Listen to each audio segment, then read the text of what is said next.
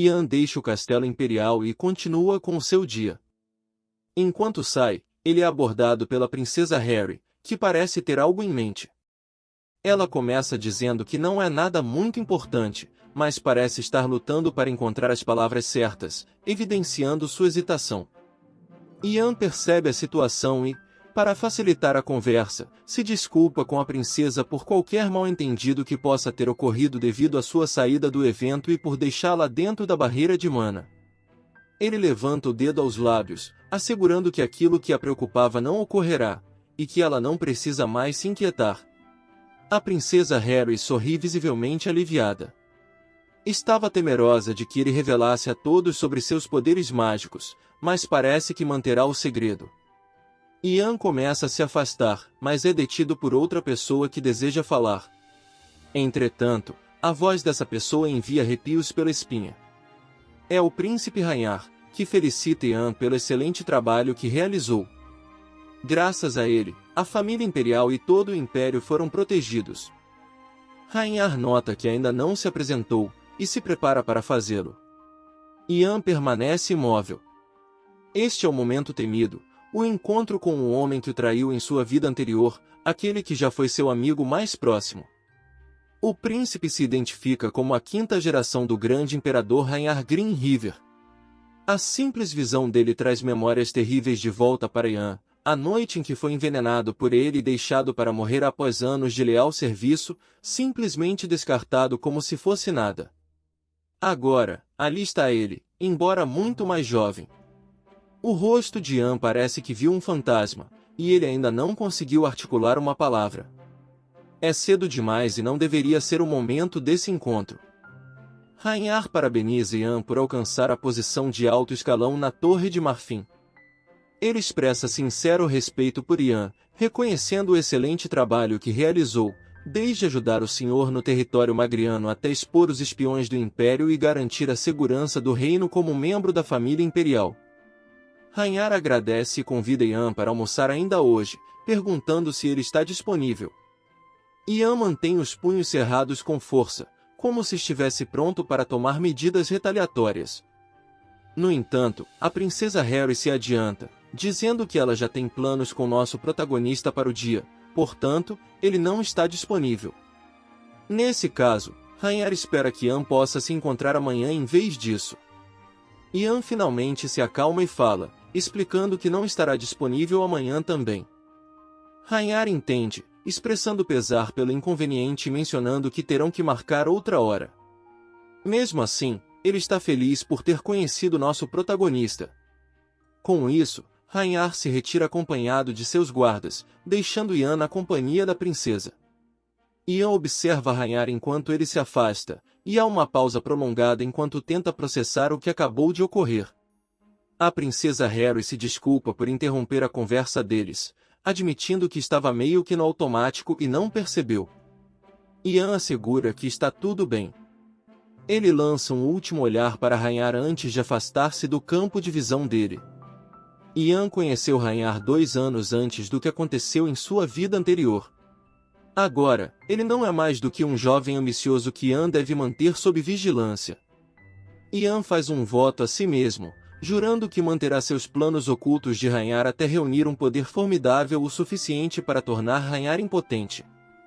Só então, ele garantirá que Rhaenyar conheça a devastação e encontre um fim trágico. A história avança 5 anos no futuro, ainda situada no Castelo Imperial. Vemos o príncipe Hayden, que está folheando um livro, mas parece ter dificuldade em compreender.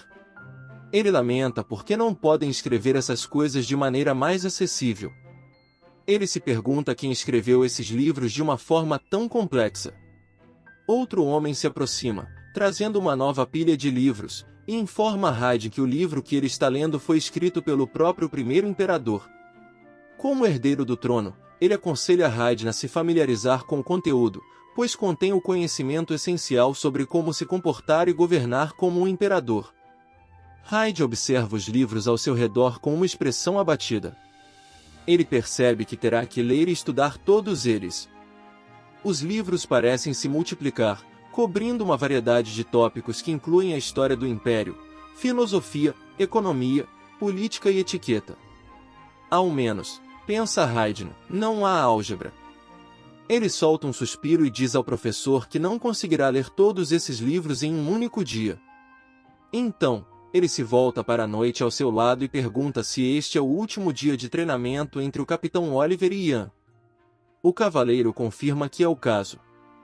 Hayden fica por um momento, imaginando o que os dois devem estar fazendo. Ele se sente preso atrás da mesa enquanto eles provavelmente estão envolvidos em um intenso treinamento. Com determinação, ele bate as mãos na mesa e se levanta. Decidiu que não vai mais ficar lendo e deseja ir vê-los em ação. Já faz algum tempo desde a última vez que os viu em combate. A cena corta para o treinamento. No terreno da segunda sede da Ordem Noturna Imperial, Oliver, que passou todo esse tempo praticando seu sparring com nosso protagonista, prepara sua espada, pois este é o último dia em que ele quer dar o seu melhor. Um monte de cristais de gelo disparam em sua direção. Oliver avança enquanto balança e tece entre eles. Os cristais de gelo cravam-se no chão atrás dele. Ele para abruptamente quando algo começa a sair do chão na frente dele. Suor escorre por sua bochecha enquanto ele está em foco profundo. Mais dessas coisas saem do chão, mas Oliver continua se movendo, tentando o seu melhor para evitá-las. Ele pode ver o contorno sombrio de seu oponente à distância e ele está se aproximando. Ele salta para o ar e começa a pular entre os objetos que estão se projetando como grandes pontas de rocha. Ele eventualmente os limpa e cai no chão, mas as coisas ainda não terminaram e ele sabe que há mais cabeças de fogo bem em sua direção, ficando mais quente a cada segundo que parece alguém apenas convocou o sol com entrega de primeira classe. Ele balança sua arma com força, criando uma rajada de vento. Isso empurra as chamas para fora de seu caminho conforme elas se aproximam, pois este é o último dia de treinamento. Oliver começa a se animar. Desta vez ele vai pegar o mágico. Vemos nosso protagonista que depois de 5 anos cresceu bastante. Oliver avança, ele passou por todos os obstáculos mágicos e está à sua oportunidade. Ele empurra sua espada para frente mirando direto no coração de Ian.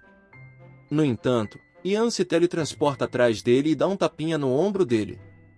Hyde parabeniza a todos, e diz que Oliver se saiu bem. Oliver não está tão orgulhoso de si mesmo, embora ele nem tenha conseguido acertar um arranhão depois de tudo isso.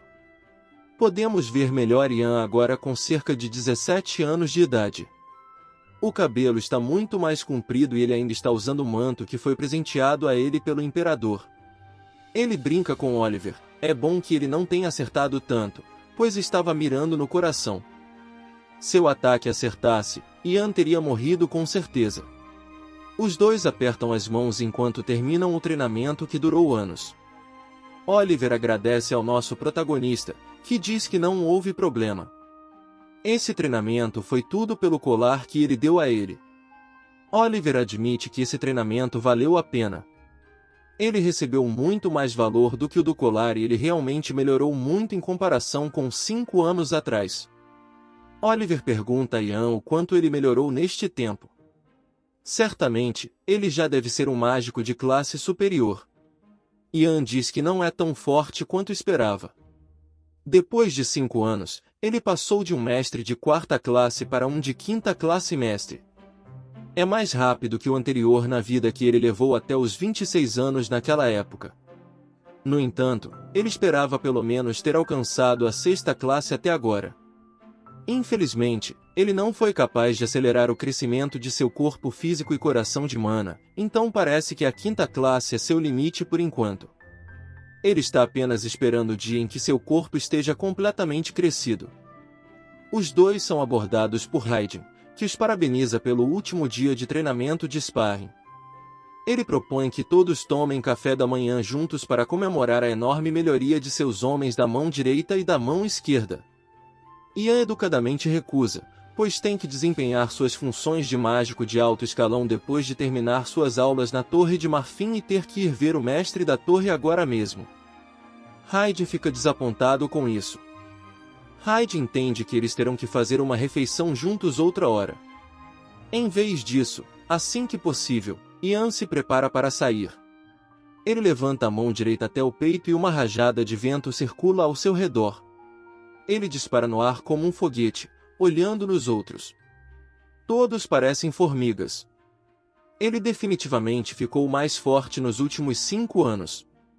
Ele dispara pelo ar como uma espécie de pássaro. Terceiro Raiden olha para cima e fica com um pouco de ciúme.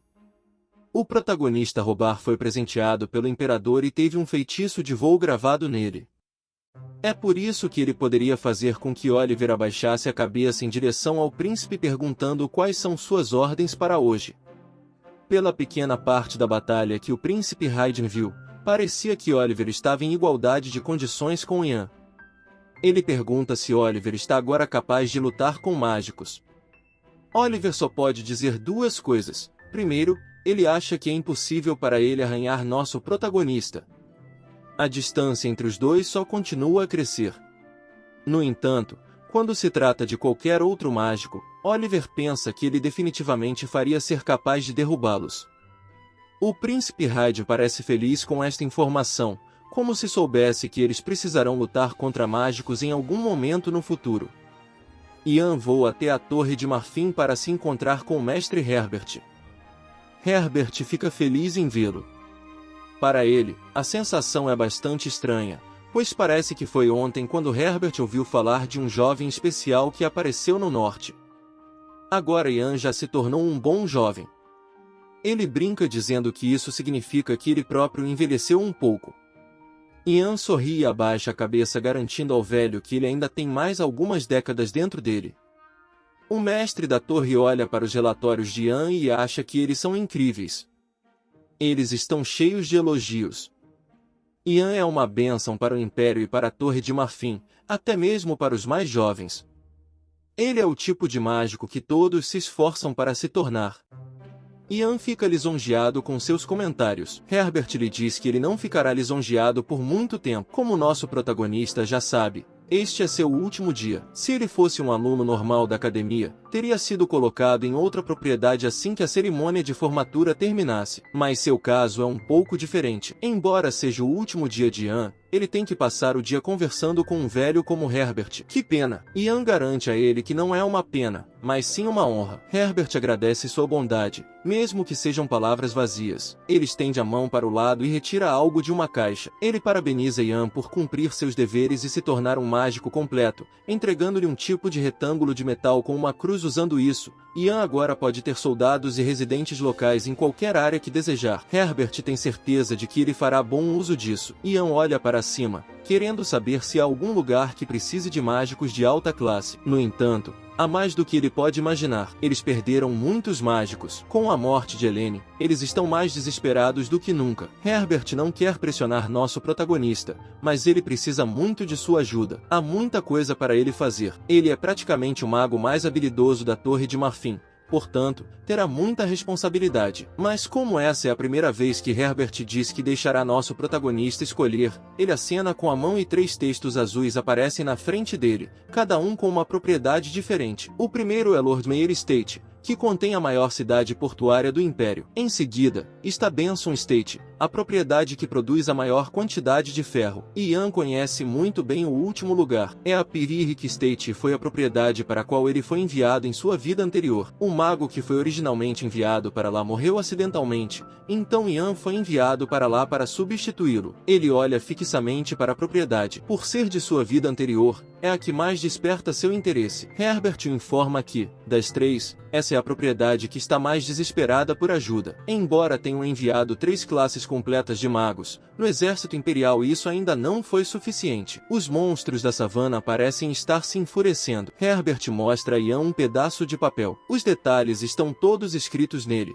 Portanto, ele deve lê-lo com atenção. O mestre da torre gostaria de ouvir sua decisão até o final do dia. Se ele mudar de ideia, terá de procurar outra pessoa. Ian não precisa de um dia para decidir e imediatamente diz que irá a Piriric Estate para ajudar. Ele retorna à sua mansão, onde ainda mora. Ela foi presenteada a ele há muitos anos. Lá dentro está o alquimista Douglas, que agora também cresceu e se tornou um jovem. Ele fica chocado com o fato de o primeiro despacho de Ian ser para Piriric Estate. Esse lugar é conhecido por ter todos os tipos de monstros. Ian lhe dirige um olhar severo do outro lado da mesa, como se não quisesse que ele falasse sobre o perigo que isso representa. Isso porque sua mãe, Vanessa, está sentada à mesa com eles e começa a se preocupar com a partida de Ian. Ian garante a ela que não é tão perigoso assim, que é apenas uma missão temporária e que ele voltará em alguns meses. As preocupações de Vanessa são de certa forma dissipadas. No entanto, ela ainda está chateada com a partida do filho na próxima semana. A grande mansão vai se sentir tão vazia sem ele. Ian continua a confortar sua mãe, dizendo que fará o possível para terminar rapidamente e voltar. Douglas fala novamente,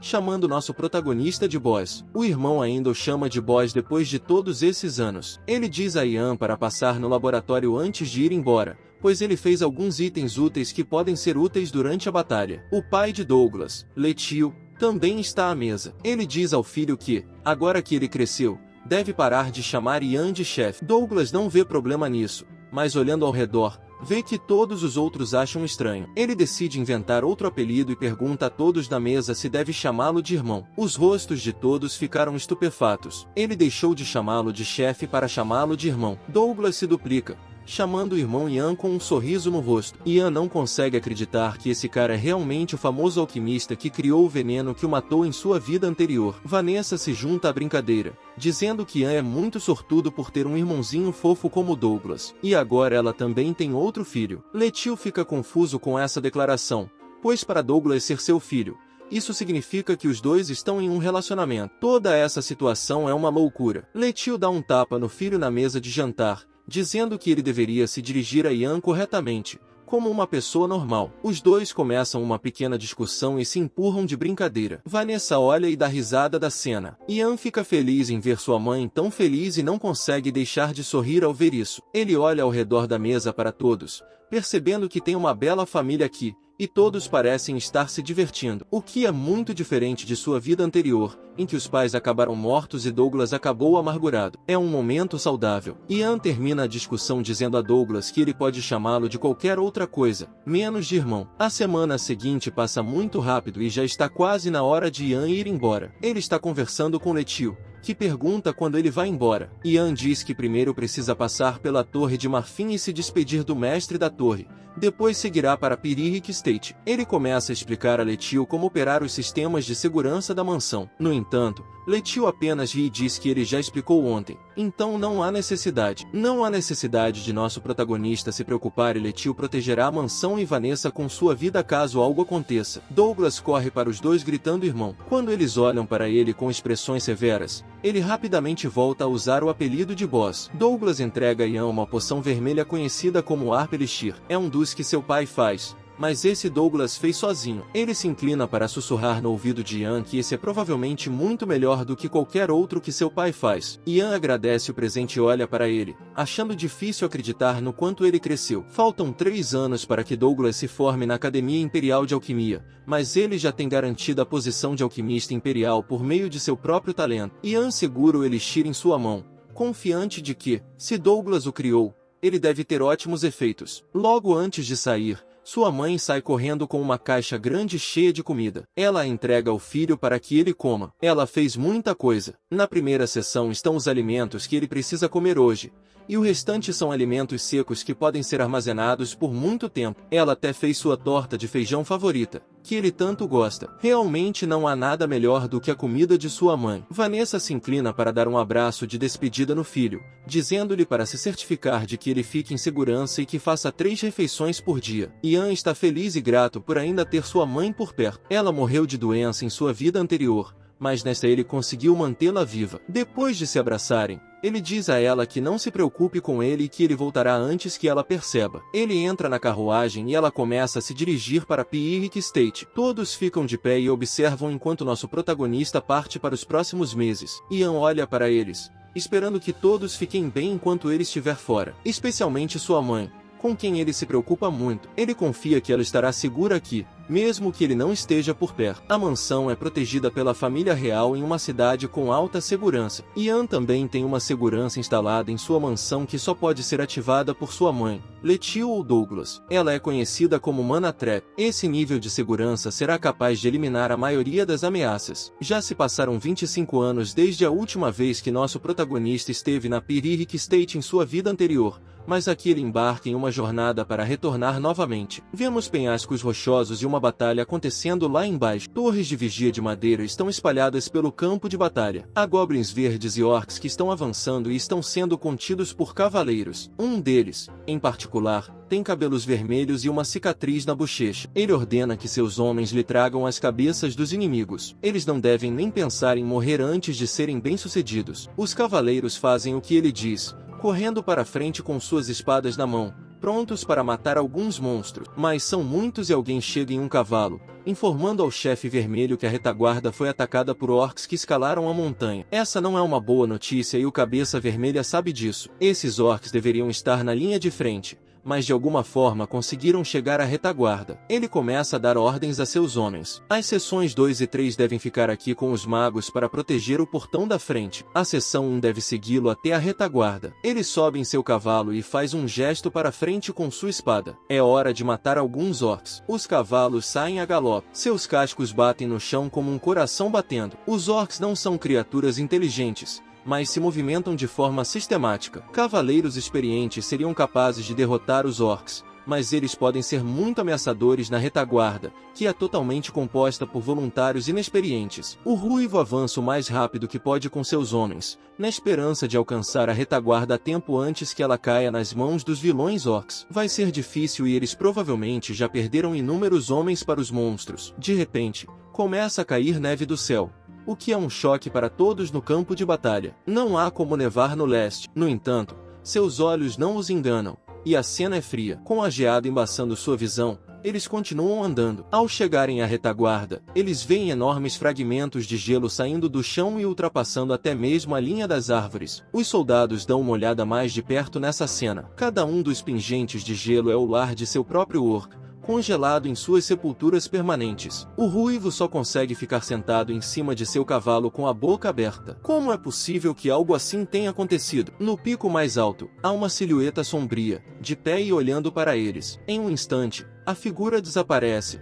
saltando do pico e atingindo o chão. Ela avança lentamente, passando por cima de todos os orcs e goblins caídos que estão espalhados. É compreensível que os soldados fiquem petrificados com a visão dessa pessoa. Eles levantam suas armas afiadas e as lançam em sua direção, exigindo que ele se revele. É claro que é o nosso protagonista. Nenhuma outra pessoa possui um poder como esse. Ele tira o capuz e se apresenta. Ele é Ian Page, um mágico de alto escalão enviado da Torre de Marfim. Os nervos do ruivo se acalmaram. Por um segundo, ele pensou que teria de lutar contra essa pessoa poderosa. Ele ri. Ele nunca esperou que nosso protagonista fosse tão jovem. Ele ouviu tudo sobre suas realizações, especialmente quando eliminou a Brigada Goblin para salvar o senhor na parte 1. Estendendo a mão, ele se sente realmente honrado por finalmente conhecer Ian. O sentimento é mútuo.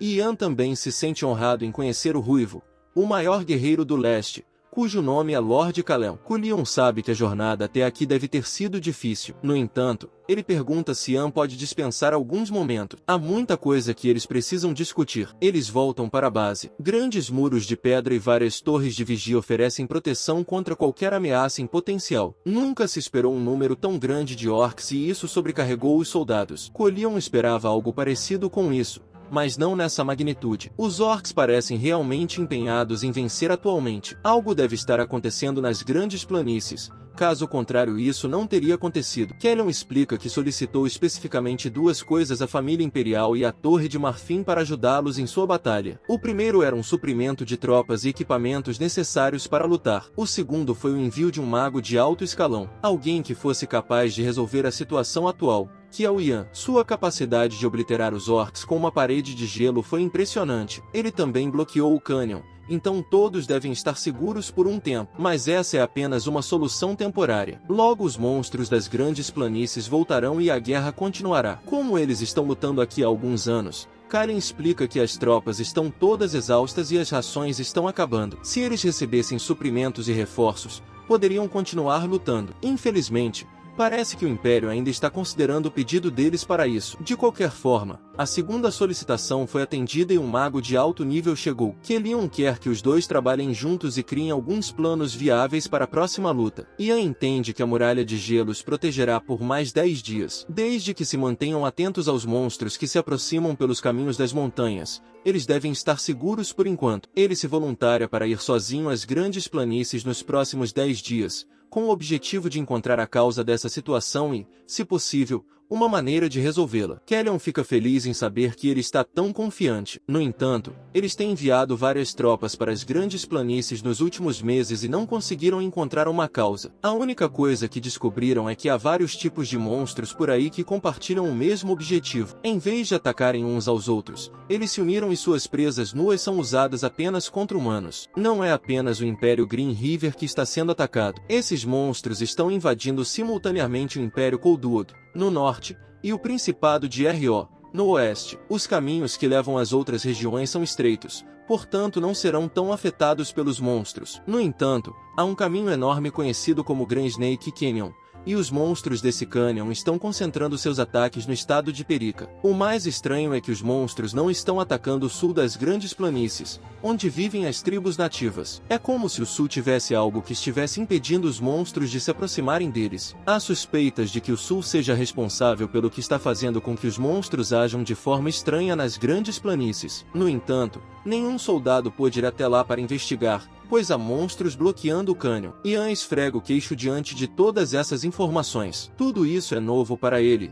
Em sua vida anterior, não houve nenhuma mudança inesperada nas grandes planícies. Os ataques de monstros que vinham das grandes planícies eram bastante comuns, mas nunca chegavam a esse ponto. Pelo que parece que a melhor coisa a fazer seria visitar primeiro as tribos nativas do sul. Felian concorda. Há um rei xamã lá que pode saber algo sobre as mudanças inesperadas que estão acontecendo. O plano está pronto e o cavaleiro olha para o castelo depois de um longo dia. Ian olha fixamente para ela, pensando nas grandes planícies e em como elas eram em sua vida anterior. Ainda deve haver um item no qual ele está interessado: o cajado das grandes planícies. Esse artefato foi dado ao rei xamã que lidera os nativos. Ian gostou muito desse cajado, pois cajados feitos de madeira de bétula são muito raros. Em sua vida anterior, quando os monstros das planícies ficaram fora de controle, o Império do Rio Verde, o Império Coldwood e o Principado de Ru uniram forças para subjugar os monstros das grandes planícies. A maioria dos monstros foi exterminada e os ricos recursos das grandes planícies foram compartilhados entre os três. E nesse processo,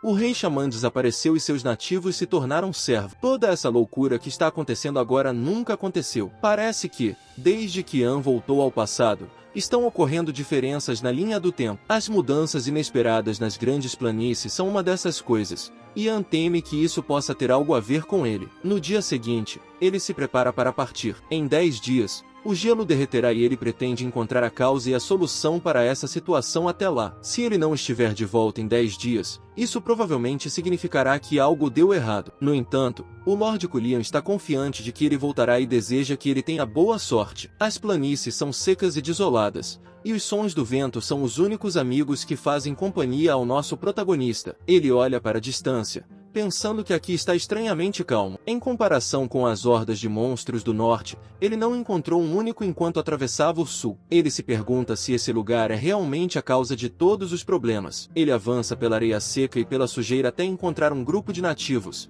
sem camisa, com tatuagens vermelhas e lanças longas. Eles imediatamente confrontam Ian, exigindo saber por que ele está aqui e quem é ele. Ian permanece calmo e levanta as mãos no ar de forma não ameaçadora. Ele não é um inimigo. É um mágico do Império de Green River. Os homens querem saber como ele é capaz de falar a língua deles. No entanto, não há tempo para explicar. Ian está aqui apenas para se encontrar com o rei xamã. Ao ouvir isso, os homens ficam sem palavras. Você realmente acabou de dizer o que eles acham que ele disse? O rei xamã é a versão nativa do mestre da torre. Todos os nativos nascem com um coração de mana e um cérebro de mana. No entanto, a maneira como eles controlam a mana é mais básica. Por isso são rotulados como xamãs em vez de mágicos. O rei xamã é o líder desse povo, o maior em suas fileiras. Vendo que os homens não estão se movendo, Ian continua explicando sua chegada. Ele veio para discutir a situação dos monstros no sul. O rei xamã já deve estar ciente do que está acontecendo, Então ele só quer falar com ele. Os homens apontam violentamente suas lanças para o nosso protagonista. Como um cão do Império ousa agir de forma tão arrogante? De forma alguma o Rei Xamã se encontraria com alguém como você. Eles ameaçam Yan, dizendo para ele voltar para o Império. Mais uma palavra de sua boca e eles o sacrificarão aos espíritos das grandes planícies. Impaciente,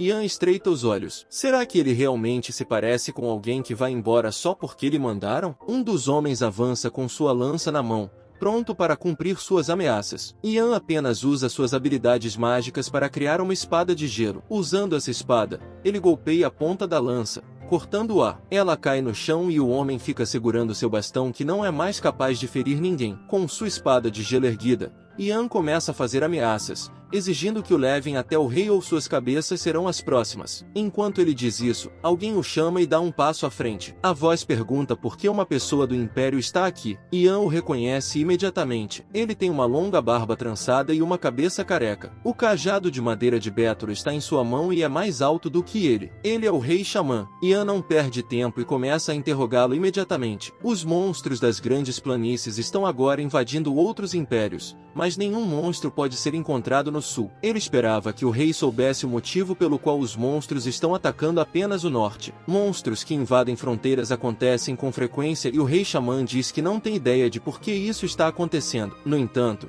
Yan sabe que ele está mentindo. Seus olhos estão azuis brilhantes e ele está usando magia de interrogação, informando ao rei que suas mentiras não funcionarão contra ele. Ele pede para saber a verdade sobre o que está acontecendo. Os nativos não estão satisfeitos com a arrogância de nosso protagonista. Eles se preparam para atacar novamente até que o rei os impede levantando a mão. Ele tinha ouvido falar que os magos do Império conheciam uma magia capaz de detectar mentiras, mas é realmente impressionante testemunhar isso pessoalmente. Yan mantém o foco no rei, prestando atenção a todos os seus movimentos e a sua frequência cardíaca para detectar sua honestidade. Sabendo que é inútil mentir, o Rei Xamã começa a contar a verdade. Há vários anos, houve uma profecia de que as outrora belas planícies se transformariam em um mar de chamas e uma luz dourada tingiria a terra de vermelho. Os clãs que viveram nessas terras por milhares de anos serão então dispersos e transformados em servo. Yan ouve atentamente essa profecia, e o rei continua. Os nativos sabem que são impotentes e têm plena consciência de que seus clãs serão destruídos se houver uma guerra. Mas eles não podem simplesmente não fazer nada e rezar para que a profecia não se concretize. Um dia, uma senhora os encontrou. Ela imbuiu sua magia no cajado do Rei Xamã,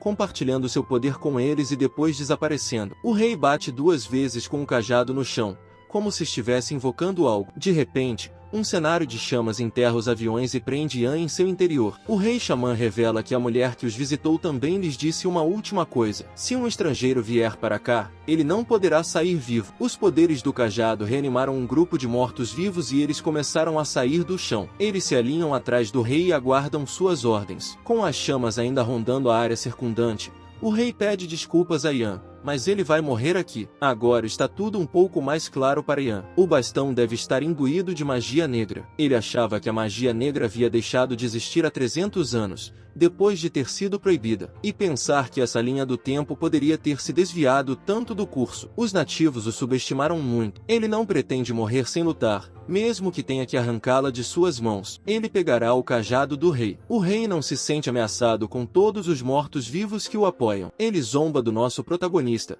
dizendo que ele pode tentar, mas acabará fracassando. Yan prepara sua magia. A luz azul envolve seu corpo e eclipsa as chamas. O Rei Xamã com certeza vai se arrepender de suas ações. A cena volta para Pirirk State e o gelo quase derreteu no cânion. 10 dias se passaram desde que nosso protagonista partiu para as grandes planícies e ele ainda não voltou. O bloco de gelo está prestes a se transformar em água e o cânion logo se abrirá. Lord Colion se volta para um de seus homens. É hora de eles se prepararem para a batalha. Todas as tropas e catapultas devem estar prontas. O homem abaixa a cabeça e faz o que seu líder manda. No entanto, ele está nervoso e uma gota de suor desliza por sua face. Colion bate sua espada no chão e fecha os olhos, fazendo um discurso motivacional para si mesmo. Ele pode deter os orcs. Ele protegerá a terra de seu povo. E, para isso, ele precisa se tornar o escudo mais forte do Império. Lord Colion olha para o cânion enquanto o gelo desaparece. Os soldados atrás dele preparam as catapultas para uso imediato. No entanto,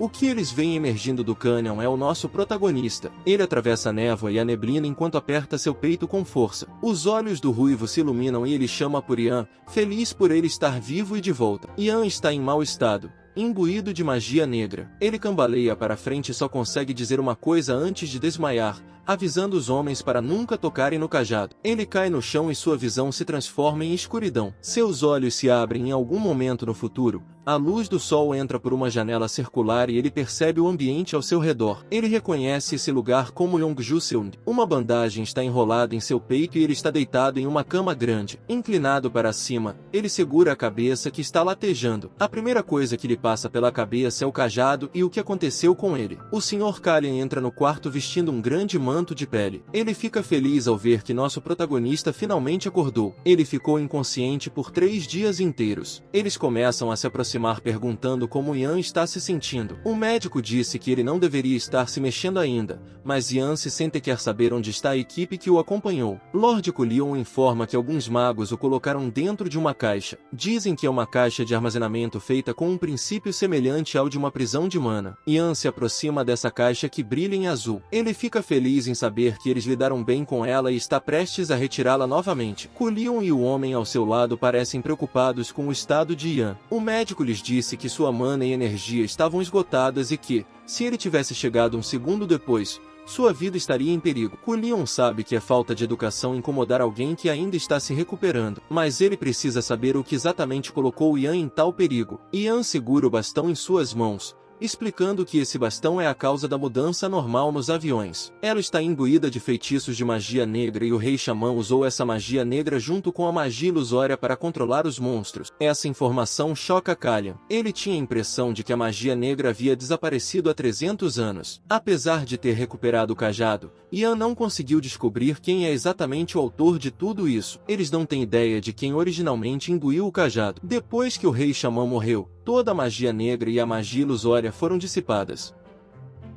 Graças a isso, foi extremamente difícil para ele voltar com o bastão em mãos. Kallen está curioso para saber por que Ian não destruiu ou jogou fora o cajado. Ian sorri ao olhar para o cajado. Ele levanta a mão e começa a usar magia nele. A razão pela qual ele não o deixou para trás é porque gosta dele. O Bru realmente arriscou toda a sua vida só porque gostou da aparência de um bastão glorificado. Com o aceno de sua mão, Ian consegue apagar todas as técnicas de magia negra com as quais o bastão estava imbuído. De repente, ele sente uma dor aguda no peito que o faz deixar o cajado cair no chão. Ele aperta o coração e cerra os dentes. Seu mundo gira e sua visão desaparece. Algo está acontecendo com o coração de mana de Ian. Por fim, a dor diminui. Entretanto, ao olhar para baixo, seu peito está coberto de sangue e parte dele começou a sair de sua boca. Kellyanne grita para o médico, achando que está acontecendo algum tipo de emergência. No entanto, Ian está bem e isso foi apenas algo chamado de shed. É algo que acontece quando o coração de mana de alguém que não cresceu o suficiente passa para uma nova classe. Parece doloroso,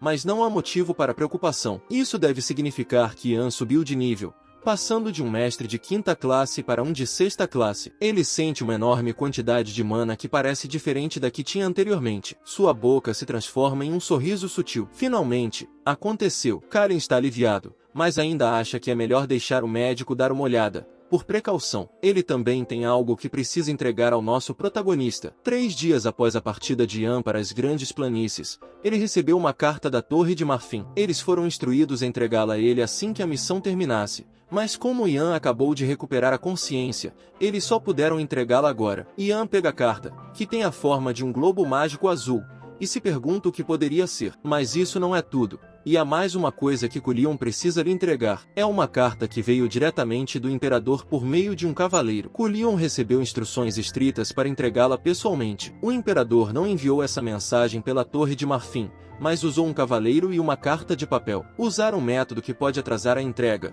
com uma grande possibilidade de que ela nem chegue, é incomum. Ian acha que ela pode conter informações que o Imperador não quer que a Torre de Marfim descubra. Ele decide ler a mensagem da Torre de Marfim primeiro. Pega a esfera azul e dá uma olhada no texto que aparece. Ela diz: Ian Page. Como o conteúdo desta carta pode afetar sua missão atual, Pedimos que ela seja entregue a você após o término da missão. Essa foi uma decisão inevitável que foi tomada. Espero que entenda a nossa situação. Houve uma pequena comoção em sua casa e uma pessoa desconhecida e suspeita invadiu sua mansão, mas conseguimos manter sua família e seus bens em segurança mobilizando as tropas imperiais. A leitura dessa carta faz com que Ian comece a se preocupar com sua mãe, imaginando quem poderia estar invadindo sua mansão. Atualmente, a família imperial e a Torre de Marfim estão fornecendo proteção para garantir a segurança da família de Ian. Essa carta acaba de ser enviada para informá-lo de que não há motivo para se preocupar. A carta termina que Ian não está feliz com isso. Por que a Torre de Marfim lhe enviaria uma carta tão preocupante e depois esperaria que ele não ficasse preocupado? O mestre da Torre Herbert deve estar tramando alguma coisa. Antes de tirar conclusões precipitadas, Ian decide ler a carta de papel do imperador. Ela diz: para meu querido mago Ian Page, se esta carta chegar a você em segurança, significa que eu e meu filho ainda não estamos sem sorte. Agradecemos a deusa da sorte e gostaria de lhe fazer um pedido. O tratado que será feito pelos 3 países com relação à subjugação de monstros na parte leste das grandes planícies ocorrerá na cidade livre chamada Demeidera. O príncipe herdeiro Aiden, o 5º príncipe Rainar, o mestre da Torre de Marfim Herbert e o grande general do Império Duncan foram todos selecionados para fazer parte da delegação. No momento em que você estiver lendo isto, a delegação já deverá ter iniciado sua marcha em direção a Demeidera. Na delegação desta vez, não há ninguém que esteja do lado do príncipe herdeiro. Portanto, estou fazendo um pedido a você, Ian Page, um amigo do príncipe herdeiro. Por favor, dirija-se a Demeidera e apoie o príncipe herdeiro. Convidarei sua preciosa família para o Palácio Imperial e prometo conceder a eles a maior proteção possível. Ian termina de ler a carta do imperador. Ele não esperava que o tratado entre os impérios já estivesse acontecendo. Em sua vida anterior, isso não deveria acontecer por mais 3 anos. O Tratado de Demeidera foi o primeiro estágio em que o príncipe Rainar começou a lutar pela sucessão do trono, e também foi o início da queda do príncipe Raiden. Rainar demonstra uma diplomacia excepcional durante esse tratado e até consegue que o Império de Green River fique em uma posição vantajosa. Por causa disso, os nobres e os plebeus reconhecem as habilidades de Rainar. É também a parte crucial da história em que o público percebe o quanto o príncipe Raiden é incompetente quando se trata de assuntos políticos. Ao pensar nas 2 cartas que recebeu, Ian percebe que algo está errado. Tudo está acontecendo de forma muito diferente do que acontecia em sua vida anterior. A mudança nas grandes planícies que fez com que os monstros se agrupassem e atacassem. O rei xamã que recebeu feitiços de magia negra de uma mulher desconhecida. E o tratado dos 3 países que está acontecendo 3 anos antes do previsto. Ian não consegue deixar de pensar que tudo isso está relacionado ao mestre da torre de alguma forma. Ele também acha que a pessoa suspeita que Herbert disse ter invadido sua mansão pode ser apenas uma distração. É possível que a Torre de Marfim tenha descoberto seu segredo. Normalmente, ele estaria mais preocupado com uma possibilidade como essa, mas ocorreu algo que ninguém esperava. O coração de mana de Ian subiu de nível e agora ele tem acesso à magia de 6ª classe que só pode ser usada por um mago de 6ª classe. Magia que nem mesmo o mestre da torre poderia esperar. Magia que não foi registrada em nenhum lugar do mundo. Ele se volta para Kalia, que ainda está na sala. Ele pergunta ao ruivo se ele pode lhe fazer um favor com um sorriso no rosto, como se tivesse um plano. A cena corta para Demidra, a cidade onde está ocorrendo o tratado dos 3 países. O príncipe Iden está de braços cruzados. Ele está frustrado e quer pedir a Ian que vá embora. O capitão dos cavaleiros, Oliver, pede ao príncipe que não haja de forma tão descarada. Ele está aqui para representar o Império nessa reunião. O príncipe Hayden sabe disso, mas ainda tem uma sensação desconfortável. Ele olha para seu irmão Rainar. Todos de seu império, inclusive o mestre da torre, estão apoiando. Hayden não gosta do rumo que isso está tomando e preferiria que nosso protagonista estivesse ao seu lado em um momento como esse. Atrás de Rainar está Herbert, o mestre da torre, que parece bastante feliz com a situação. Ele planejou esse dia por muito tempo. A carta que ele enviou a Ian era um truque, e ele sabe que nosso protagonista provavelmente está voltando para sua mansão agora para ver como está sua família. Com ele fora do caminho, Rainar poderá brilhar nessa negociação e, sem dúvida, ganhará o favor do público. De repente, uma multidão começa a se formar. Eles apontam para o céu e percebem algo voando em sua direção. Eles acham que é um pássaro. Aiden também olha para cima, mas sabe que não deve presumir que se trata de um pássaro. É Ian que chegou com seu manto voador. Ele aterrissa no chão e pede desculpas ao príncipe Aiden por ter se atrasado. O príncipe Rainar olha para ele em choque, assim como Herbert. Eles não conseguem acreditar que Ian escolheu vir aqui e apoiar o príncipe Aiden, em vez de voltar para casa e ver como está sua família. Enquanto isso, no Palácio Imperial do Imperador, Douglas está incrivelmente entediado. Todos estão sendo mantidos dentro dessa sala para sua segurança e ele não pode sair para ir à academia nem encontrar os amigos. Seu pai, Letio, diz a ele para suportar a situação por mais algum tempo. Eles deveriam apenas agradecer por terem permissão para ficar no Palácio Imperial em um momento como esse. Foi um alívio o fato de os Cavaleiros Imperiais terem conseguido capturar o intruso na mansão, e todos saíram ilesos. A mãe de Ian, Vanessa, também está aqui, e Letio garante a todos que eles estão bem. Afinal de contas, o Palácio do Imperador é o lugar mais seguro da Terra. Ele sabe que a Torre de Marfim enviou uma carta para Ian e suspeita que ele chegará a qualquer momento e entrará pela porta. Assim que diz isso, ele ouve alguém se aproximando e as portas se abrem com força. É o Ian que chegou para ver sua família. De alguma forma, ele está atualmente em 2 lugares ao mesmo tempo. Ele sabe que todos devem estar preocupados, mas agora podem relaxar. Ele está aqui para proteger todos eles. Temos um flashback do dia anterior a tudo isso, de volta a Pyrrhic State com Lord Culion, quando nosso protagonista se aproximou dele pedindo um favor. Como Ian salvou Culion e seu território, ele fica feliz em fazer qualquer favor que Ian queira. Nesse caso, Ian pede ao Senhor que o proteja por enquanto. Ele está prestes a usar uma magia que o deixará em um estado de transe. Caso algo aconteça, ele pede ao Senhor que envie magos para injetar mana em seu cérebro. Isso o fará acordar novamente. Ele fará uso de seus novos poderes como mágico de 6ª classe. Ninguém jamais alcançou a 6ª classe antes. Portanto, há pouquíssimos registros disso. Em sua vida anterior, Ian tinha de criar seus próprios feitiços ou procurar feitiços pouco a pouco usando documentos antigos desconhecidos. Ele acena com a mão à sua frente e aparece um círculo que brilha em azul. Desse círculo, surgem 2 versões de Ian, e seu corpo original cai nos braços de Lord Culion. Esse feitiço é conhecido como Puppet Play, jogo de marionetes, uma magia que só pode ser usada por magos de 6ª classe ou superior. O corpo original se torna um marionetista e entra em transe, enquanto são criados 2 corpos de marionetes que podem se mover livremente e usar uma magia de 5ª classe bastante poderosa. Lord Culion está segurando o corpo do nosso protagonista, incapaz de acreditar no que seus olhos estão vendo. 2 outras versões de Ian estão bem na frente dele. Elas se viram e olham em sua direção, dizendo que confiam que ele cuidará de seu corpo original. Enquanto isso, em Demeidra, o príncipe Iden está muito feliz com o fato de Ian ter vindo até aqui para buscá-lo. Ele acha que seus corações devem ter se alinhado, já que ele desejava isso. Com seu longo manto e cabelos grisalhos, Herbert logo se aproxima dos 2. Ele soube da missão de Ian nas planícies e que foi tão difícil que ele desmaiou. Ele realmente é um tesouro para o Império. No entanto, Herbert não esperava vê-lo aqui e pensou que ele havia enviado uma carta dizendo para ele voltar à Torre de Marfim para ver sua família e descansar. Ian recebeu essa carta depois de concluir sua missão. No entanto, ele explica que também recebeu uma ordem imperial para se juntar à delegação e ajudar o príncipe Iden imediatamente. Ele a retira e a mostra para o mestre da torre, que não está feliz com o que está vendo, embora não demonstre isso. Ele encerra a ordem imperial explicando que é impossível que Ian participe quando ela já está em andamento. Aiden grita incrédulo,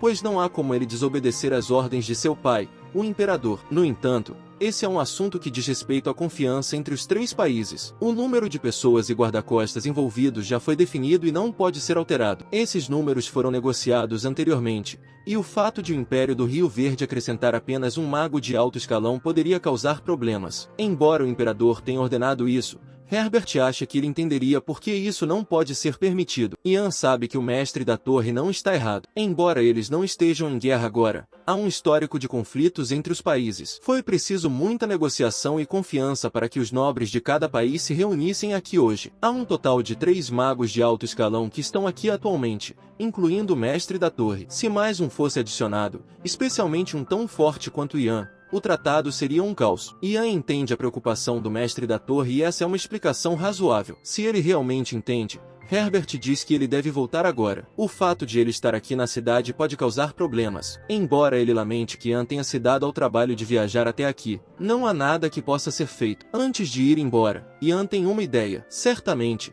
se um dos magos de alto escalão desistisse de seu lugar na delegação, ele poderia tomar o lugar dele. O suor escorre pela bochecha de Herbert, que sabe que isso pode ser possível, mas tenta inventar algum tipo de desculpa na hora. Antes que ele possa fazer isso, um dos magos do alto escalão, chamado Ronan, fala, cedendo seu lugar ao nosso protagonista. Como cidadão do Império, ele não deseja desobedecer às ordens imperiais e sabe que, ao ceder seu lugar a Ian, estará ajudando tanto no tratado quanto no cumprimento das ordens do imperador. Ronan se dirige ao príncipe Iden, pedindo permissão à sua alteza para fazer essa mudança. É claro que Hayden concorda e fica profundamente impressionado com a sinceridade e a lealdade de Ronan ao Império. Ronan receberá uma viagem segura de volta à Torre de Marfim. Ele se volta para Ian, confiando a ele sua posição na delegação e pedindo que ele cumpra essa missão sem falhas. Ian está grato e só pode agradecer ao seu sênior enquanto sorri amplamente. Ele se lembra do mágico de alto escalão Ronan de sua vida anterior. Ele era um dos poucos magos decentes. Embora fosse extremamente intransigente em todos os assuntos,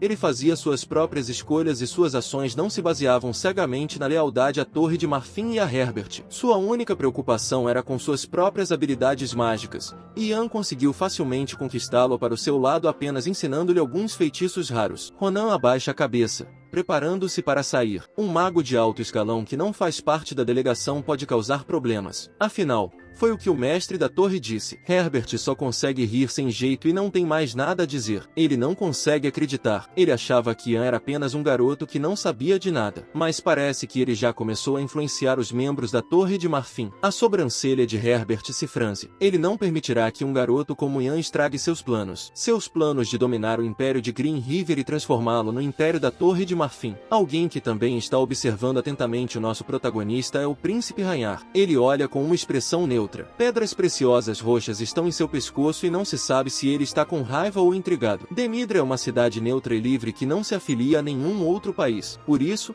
ela atua como uma ponte diplomática entre os três países, o Império do Rio Verde, o Império de Coldwood e o Principado de Roi. Ela tem sido um símbolo de liberdade e neutralidade por mais de 100 anos. O prefeito atual é um homem chamado Enigolo. Ele usa um monóculo e um traje branco. Ele aponta para uma grande mansão. Cada país tem suas próprias mansões VIP individuais. Essa é a que será usada por Green River. E não muito longe dela há uma mansão separada onde o príncipe Hayden ficará hospedado. É uma mansão particular que foi fornecida para os convidados mais importantes. Hayden está impressionado. Ele se dirige ao mestre da torre perguntando se há mais alguma coisa programada para hoje. Não há e nada está programado até o dia da discussão do tratado. Por isso, Hayden diz a seus homens que todos podem ir descansar agora. Ele pede a Ian que o siga até um lugar reservado para que possam conversar. O príncipe Rhaenyra e Herbert os observam se afastando, e os dois decidem que também devem ter uma conversa particular sobre as coisas. Rhaenyra entra em uma sala e Herbert está logo atrás dele. Rhaenyra não culpa o mestre da torre pelo fato de Ian ter aparecido,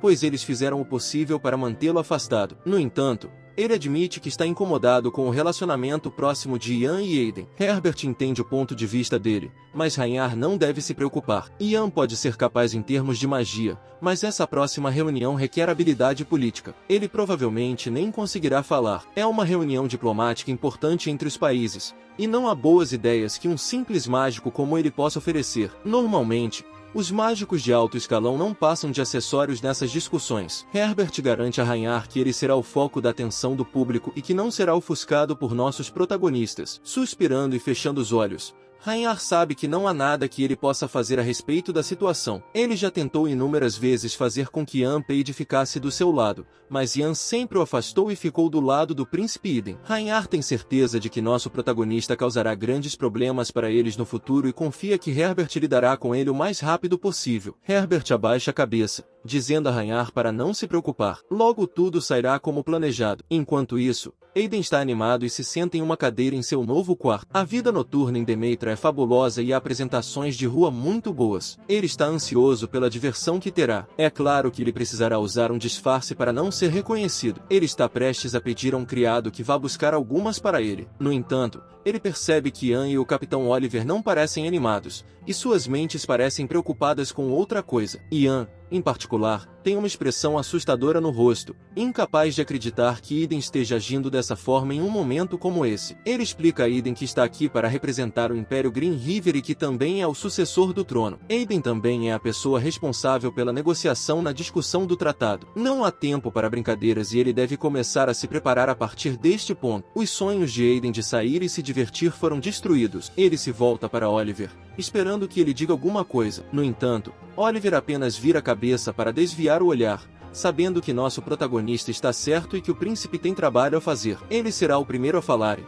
se não conseguir dizer nada substancial, a vez de falar será passada para o príncipe Rhaenyra. Se isso acontecer, então Rhaenyra assumirá a liderança principal na discussão do tratado. Aiden não quer que isso aconteça, mas também não tem ideia do que dizer. Todos falarão sobre força militar, commodities e distribuição de terras. Ele não só não sabe muito sobre isso, como também não há muitas pessoas do seu lado para ajudá-lo. Todos eles estão com seu irmão Rhaenyra. Aiden acha que, em vez de se humilhar dizendo algo, seria melhor se ele ficasse calado. Ian está desapontado. Parece que Aiden sempre esteve acostumado a simplesmente desistir e fugir da realidade. Desta vez, isso não vai acontecer. O príncipe Aiden é a maior peça de xadrez de nosso protagonista, um papel que ele pode usar para causar grande desespero em seu inimigo Rhaenyra, que o traiu em sua vida anterior. Ian estala os dedos e os papéis começam a voar pela sala. Aiden deve ser o líder da discussão do tratado. O imperador encarregou Ian de apoiar o príncipe, dando-lhe ordens específicas para não permitir que Rhaenyra roube a cena e para ajudar Aiden a assumir o controle de todas as discussões, garantindo que ele saiba como responder e reagir adequadamente. Usando magia, ele começa a escrever nos papéis no ar e fecha as portas da sala, trancando-as. De agora até o dia da discussão do tratado, ele vai se certificar de que Aiden fique dentro de casa e memorize todas essas linhas, não importa o que aconteça. Uma semana se passa e agora é o dia da discussão do tratado dos 3 países. Rhaenyra e o mestre da torre estão a caminho, discutindo Aiden. Eles não o viram sair de sua mansão durante toda a semana. Ebert ficou curioso com isso e colocou vigilância na mansão. No entanto, nada aconteceu, e só de vez em quando Aiden saía para o jardim, parecendo cansado. A conversa é interrompida quando eles avistam a pessoa sobre a qual estão conversando. Os 2 irmãos ficam de frente um para o outro e a rivalidade aumenta. Rhaenyra pergunta se seu irmão dormiu bem na noite passada, ao que Aiden informa que sim. A tensão aumenta e os 2 irmãos falam muito pouco um com o outro. Eles passam se preparando para o difícil dia que está por vir. Aiden cerra o punho e treme, e nosso protagonista percebe seu desconforto. Ele lhe diz para não se preocupar, pois já fez tudo o que podia na semana passada para se preparar. O principal líder da discussão com certeza será ele. Isso dá a Aiden um pouco de confiança. Ele sabe que se esforçou muito e que seu irmão não tomará seu lugar. A pessoa encarregada de arbitrar a discussão do tratado é o prefeito, Enigolo. A partir de agora, todos os detalhes discutidos serão registrados, e ele supervisionará tudo. Com todos sentados ao redor de uma mesa circular, eles se preparam para começar. Um representante do Principado de R.O. fala primeiro. Seu nome é Maxwell. Como a estrada que leva à sua terra é estreita e perigosa, é difícil para eles obter tropas e suprimentos. Eles esperam conseguir magos e cavaleiros de elite em vez de soldados de infantaria, e dinheiro em vez de mercadorias. De fato, eles já chegaram a um acordo com o Império Coldwood sobre isso. No entanto, eles estão preparados para discutir o assunto mais a fundo se o Império de Green River tiver alguma objeção. Ian olha para o príncipe, sabendo que eles praticaram esse tópico na semana anterior. Aiden se prepara para responder, mas Rhaenyra olha para ele com um sorriso presunçoso, como se já estivesse suspeitando do fracasso do irmão.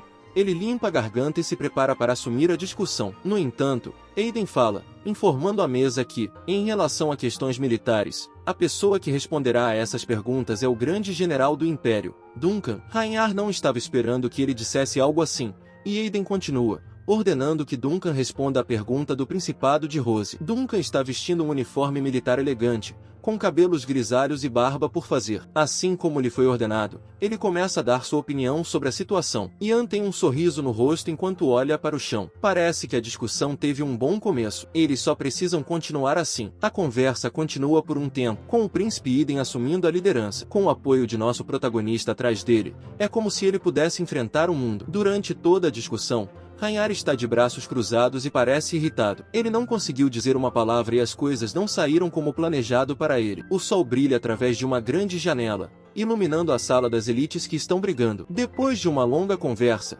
começa a se pôr e o céu azul brilhante se transforma em um laranja sombrio. Ian sabe que as coisas estão prestes a chegar ao fim. Até agora, não houve problemas. O príncipe do Império Coldwood, chamado Hector, começa a falar. Eles não conseguem dividir as terras dos 3 países de forma justa. Não houve muito planejamento e as fronteiras são muito próximas umas das outras. Além disso, a qualidade dos recursos naturais varia em cada terra. Alguém pode conseguir um pedaço de terra rico e tirar a sorte grande, enquanto outra pessoa pode conseguir um pedaço de terra sem nada abaixo da superfície. Algo assim não é justo e pode levar à inveja ou até mesmo causar uma guerra. Esse é o tópico mais importante da discussão e nosso protagonista sabe disso. A A negociação sobre a divisão das terras e dos recursos naturais. O príncipe Hector afirma que o Império Colduod não quer problemas e que ficaria feliz em manter a paz pelos próximos 10.000 anos, desde que recebesse um bom acordo. O Principado de Roi começa a murmurar entre si, segurando pedaços de papel e cruzando os braços. O príncipe Rhaenyra olha para o mestre da torre como se quisesse aprovação para falar. Herbert acena com a cabeça em sua direção. Isso lhe dá confiança para levantar a mão, querendo compartilhar sua humilde opinião com a mesa. No entanto, Hayden bate as mãos no chão, criando um som alto que se sobrepõe às palavras do irmão. Isso chama a atenção de todos os outros países que olham em sua direção. O príncipe Hayden se levanta, afirmando que sabe exatamente o método que eles podem usar para dividir a terra. Isso não pode dar errado. Rhaenyra baixa a mão timidamente ao fundo, perguntando-se como seu irmão se tornou tão competente quando se trata de assuntos políticos. Hayden continua, falando de um novo tipo de magia que aparentemente foi desenvolvido pela Torre de Marfim, com a capacidade de detectar e quantificar aproximadamente a quantidade de minerais enterrados em uma determinada área. Rhaenyra e Herbert viram a cabeça na direção dele, perguntando-se como ele poderia saber dessas informações. Hayden apresenta Ian a todos na mesa, o mais jovem mágico de alto escalão do Império, aquele que criou essa magia. Uma onda de aflição toma conta do rosto do mestre da torre, ao perceber que nosso protagonista, de alguma forma, teve a mesma ideia que ele. Ele olha para Ian com desdém, tentando pensar em como ele poderia ter previsto que um tópico como esse seria um problema, e como ele poderia ter encontrado a solução perfeita. O príncipe Eden ainda está conversando com todos. Eles estão pensando em usar essa magia de detecção para criar uma espécie de mapa de recursos para ver a qualidade da terra. Usando esse mapa completo, eles poderão dividir as grandes planícies em vários lotes de terra, e cada país receberá sua parte justa. Ele tem certeza de que os limites provavelmente serão confusos, mas, de qualquer forma, a terra será cultivada e minerada por dezenas de anos. Essa é a melhor solução que eles têm. Rhaenyra também está olhando para Ian com desdém, com os punhos cerrados e o olhar estreito. Ian pode vê-lo encarando e simplesmente olha de volta para ele, com um leve sorriso no rosto, sabendo que ele arruinou todos os planos de Rhaenyra hoje. A discussão termina aqui, por enquanto, com a proposta de Hayden para a criação de um mapa de recursos. Todos saem da sala onde ficaram presos esse tempo todo. A primeira coisa que Hayden faz é procurar o Capitão Oliver, orgulhoso de si mesmo por ter sido capaz de manter o controle da reunião como orador principal. Ele gostaria que Oliver estivesse lá para ver os rostos amargurados de Rhaenyra e do mestre da torre. Oliver está feliz por tudo ter corrido bem. Os dois se preparam para sair para tomar um drink e passear pela cidade para comemorar. Eles se voltam para Ian e pedem que ele vá com eles. Ian aceita a oferta, algo que eles não esperavam. Eles ficam felizes porque é assim que deve ser. Ian será um adulto em breve, portanto, deve aceitar as bebidas que lhe são concedidas. Eden não parou de sorrir desde que saiu da discussão. Ele mal pode esperar para ensinar Ian a beber. Seu sorriso se desvanece quando Rhaenyra chama seu nome e se aproxima por trás. Todos se viram para encará-lo. Rhaenyra demonstra respeito, abaixando a cabeça. Ele ficou impressionado com o desempenho de seu irmão mais velho hoje e aprendeu muito com ele. Eden não estava esperando um elogio desses. Ele está feliz por seu irmão ter aprendido com ele. Ele deve continuar melhorando e se desenvolvendo. E se precisar de conselhos, pode pedir a qualquer momento. Depois que Rhaenyra se afasta, deixando Hayden, Oliver e Ian, Hayden se vira para olhar para seus dois amigos. Hoje foi realmente o melhor dia de sua vida. Ele mal pode esperar para sair e comemorar, já que ficou trancado na mansão a semana toda. Ele ordena a Oliver que não seja tão duro e que deixe seu cabelo solto. E ele ordena que Ian aceite qualquer bebida que ele ofereça. Parece que todos estão prontos para se divertir quando, de repente, as mãos de Ian começam a brilhar em azul. Todos olham para ele, perguntando-se o que está acontecendo, incluindo Rhaenyra e o mestre da torre Herbert. Parece que esse é o limite do feitiço de marionete de Ian e seu clone está desaparecendo. Ele pede desculpas ao príncipe, mas terá que tomar aquele drink em outra ocasião no Castelo Imperial. Ele diz que explicará tudo a Hayden mais tarde e desaparece. Hayden fica confuso quando ele desaparece de sua frente. Ao ver isso, Herbert entende tudo agora. Ele segura seu cajado com força. Era um clone o tempo todo. Rhaenyra parece perplexo, pensando que era impossível a existência de clones. Foi por isso que ele veio para a discussão do tratado em vez de verificar sua família. Ele estava em dois lugares ao mesmo tempo. Herbert percebe que foi enganado. Por um momento, ele parece irritado, até que um leve sorriso aparece em seu rosto e o som de sua risada sinistra percorre o ar. A cena volta para a propriedade Piri Rick. onde o corpo original do nosso protagonista está deitado. O Lord Calion está observando atentamente, certificando-se de que ele está seguro e bem. Ele ainda não acordou e está nesse estado de sonho há dias. Pode-se ver em seu corpo que ele está enfraquecendo lentamente. Calion se lembra de Ian lhe dizendo que, se houvesse algum problema, ele deveria injetar mana em seu cérebro para acordá-lo. Ele se levanta de seu assento, pensando que provavelmente é melhor chamar os mágicos para acordá-lo à força. No momento em que ele está prestes a fazer isso, Ian recupera a consciência. Portanto, agora não há necessidade de fazer isso. Calion olha para Ian, querendo saber se ele não está se sentindo bem depois de ficar em tal estado por tanto tempo. Ian está tendo alguns problemas no momento. Sua cabeça está doendo e ele não consegue se mexer. O mais importante é que seu estômago está faminto. Seus gemidos ecoam pela sala. Calion estava esperando o pior, mas o irmão só precisa de um lanche. Não demorou muito para que Ian se recuperasse e se preparasse para sua jornada de volta para casa. Calion quer que ele fique mais uma noite. Ele deve ao menos um banquete a Ian, já que ele é o salvador deles, mesmo que seja um banquete pequeno. Ian se recusa,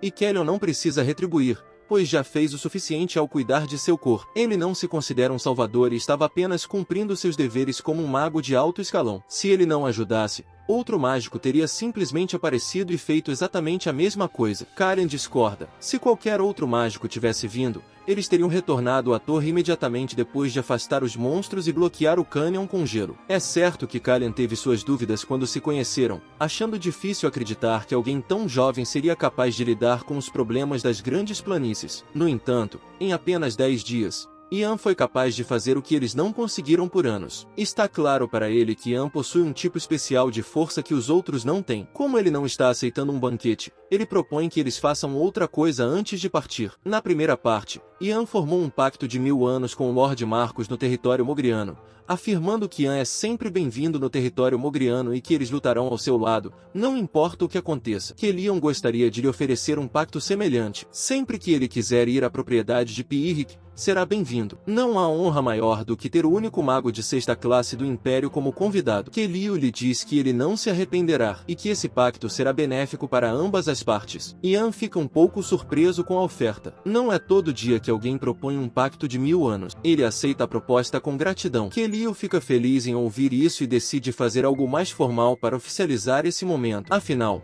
é um pacto de 1000 anos. Ele pega uma espada de um de seus homens. Enquanto a retira da bainha, ele avisa Ian que isso pode ser um pouco estranho, mas acabará rapidamente. Batendo a espada no chão e fechando os olhos, ele começa a recitar oficialmente o novo pacto, afirmando que sua família sempre receberá um mago de alto nível Ian Page a qualquer momento. Se ele precisar da força do território oriental, eles juram que sempre estarão ao seu lado. Isso é algo que continuará nas gerações atuais e futuras. Depois desse discurso, Kalian dá uma risadinha para si mesmo e fica corado. Ele se sente envergonhado por falar de maneira tão formal e não consegue se acostumar, não importa quantas vezes o faça. Ian fica grato e se despede de Lord Kalian e da propriedade Piriri. Ele certamente passará por lá no futuro para fazer uso de seu novo pacto. Usando seu manto voador, ele dispara para o céu. Enquanto flutua no ar, ele olha para a paisagem. Grandes montanhas rochosas cobrem o chão. Passou pouco tempo, mas muitas coisas aconteceram. Ele também colocou as mãos em um novo e belo item, o cajado do rei xamã que ele está segurando em suas mãos. Ian ainda não tem ideia de quem era a mulher que visitou o rei xamã e imbuiu o cajado com magia. E ele não tem ideia de por que a magia negra,